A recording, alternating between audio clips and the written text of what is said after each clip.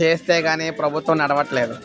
దారిద్ర్య రేఖకు దిగువన 30% మంది ఉంటే 97% మందికి రేషన్ కార్డుల.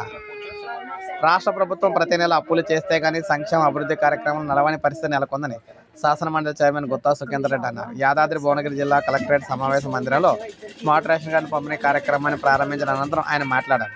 ప్రతి నెల సుమారు 7,000 నుంచి 8,000 కోట్ల వరకు అప్పులు చేస్తే కానీ ప్రభుత్వం పెన్షన్లు, ఉచిత కరెంటు, గ్యాస్ సిలిండర్ల సబ్సిడీ, సంక్షేమ పథకాలు నడపలేని పరిస్థితి నెలకొంది. దారిద్ర్య రేఖకు దిగువన 30% మంది ఉంటే 97% మందికి రేషన్ కార్డులు ఉన్నాయి. ఈ గణాంకాలు ఆశ్చర్యాన్ని కలిగిస్తూ ఉన్నాయి. కార్డులు పొందిన వారిలో ఎంతమంది అనర్హులు ఉన్నారో ఆత్మపరిశీలన చేసుకోవాలి. అనర్హుల కార్డులు ప్రభుత్వం ఎత్తివేయాలి. కేసీఆర్ ఉచిత పథకాలే కాకుండా కాంగ్రెస్ ప్రభుత్వం కూడా ఎన్నో సంక్షేమ కార్యక్రమాలు అమలు చేస్తున్న పార్టీ కార్యకర్తలు ప్రజలు సంతోషంగా లేరు అని చెప్పేసి అన్నారనమాట. అది నిజమే అన్నీ అంటున్నారు.